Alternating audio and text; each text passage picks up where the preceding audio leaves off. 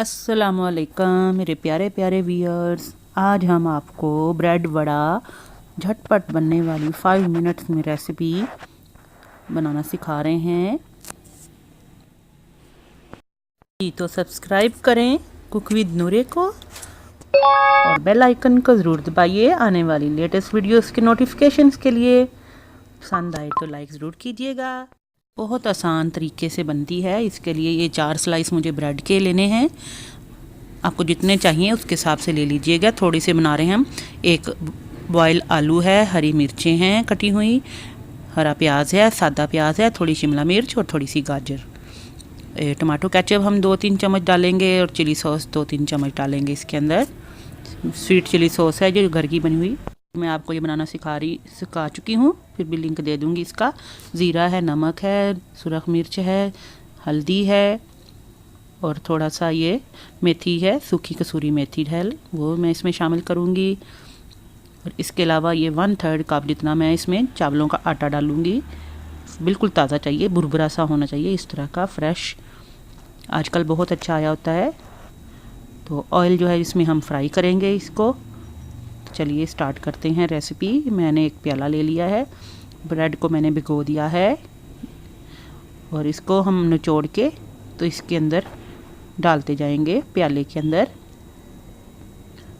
थोड़ा थोड़ा सा मसल के तोड़ के। तो आपने सारे स्लाइसेस जो हैं ऐसे तोड़ लेने हैं। अगर आप ज़्यादा चाहते हैं इसको डबल कर सकते हैं, रेसिपी को ट्रिपल भी कर सकते हैं, जिस तरह भी आपको जितनी चाहिए क्वांटिटी आप बढ़ाते जाइएगा जितनी भी चाहिए आपको। ठीक है, ये ब्रेड मैंने सारी डाल दी मसल के, भीगी हुई ब्रेड थी। मसाले सारे डाल दिए मैंने इसमें।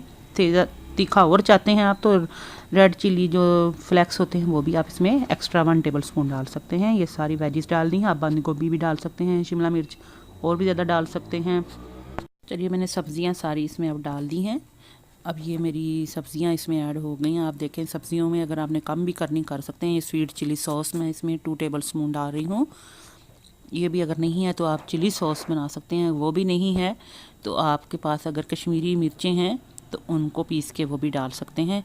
मकसद इनको स्पाइसी करना है। सेजवान सॉस है तो वो डाल सकते हैं, इमली की पेस्ट है वो डाल सकते हैं, बारबेक्यू सॉस है तो वो डाल लें। अगर वो भी नहीं है केचप डाल लें। अगर केचप भी नहीं है तो फिर आप रेड चिली फ्लेक्स जो होते हैं उसको 1 चम्मच बढ़ा दें। लेकिन कितनी चीज़ें बता दी। अब ये मैं थोड़ा थोड़ा करके चावलों का आटा सारा इसमें ऐड कर दूँगी, जितना जितना मुझे ज़रूरत होगा। तकरीबन 1/3 जाएगा इसमें। और इसको अच्छी तरह से आपने मसल लेना है, गूंद लेना है, सख्त रखना है इसका आमेज़ा आपने। चावलों का आटा दरअसल मैंने इसलिए ऐड किया है, इससे ये जो वड़े हैं हमारे ब्रेड के ये बहुत क्रिस्पी बनते हैं, क्रंची बनते हैं। अगर आप मैदा डालते हैं या बेसन डालते हैं तो उससे वो क्रंचीनेस और क्रिस्पीनेस नहीं आती। अब मैंने हाथ को थोड़ा सा ऑयल लगाया है। आपको मैं इसकी बताती हूँ कि मैंने इसकी शेप कैसे दी है। ये देखें, मैं फिंगर की मदद से पहले हाथ पे छोटा सा पेड़ा बना के, तो ये डोनट की तरह आपने इसको समझ लें। आप डोनट जैसे होते हैं ना, सेवरी डोनट्स आप कह सकते हैं, वेज डोनट कह लें, कुछ भी कह लें, ये ब्रेड डोनट कह लें। कितने ज़बरदस्त बन गया देखें। इसी तरह ही आपने सारे बना लेने हैं। अगर नहीं आपको बनाना आता है, सिंपल छोटी छोटी टिक्कियों की तरह भी आप बड़े बना सकते हैं।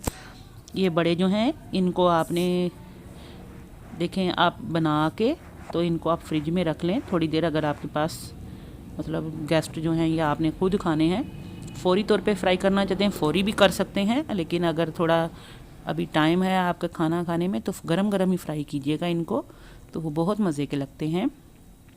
सर्दियों में थोड़ी देर बाहर भी रहने दें, कोई हर्ज नहीं, लेकिन गर्मियां हैं तो आप फ्रिज में ज़रूर रखिएगा। रमज़ान में भी बहुत मज़े के लगते हैं, इफ्तारी के लिए आप इनको फ्राई कर सकते हैं। इनके साथ ऊपर आप दही डालिएगा, इमली की चटनी डालिएगा, गुड़ वाली जो खजूर की चटनी इंशाल्लाह बनानी सिखाएंगे आपको। बहुत सारी चटनियाँ इंशाल्लाह मज़ीद भी। ये देखें मैंने एक और बना दिया है।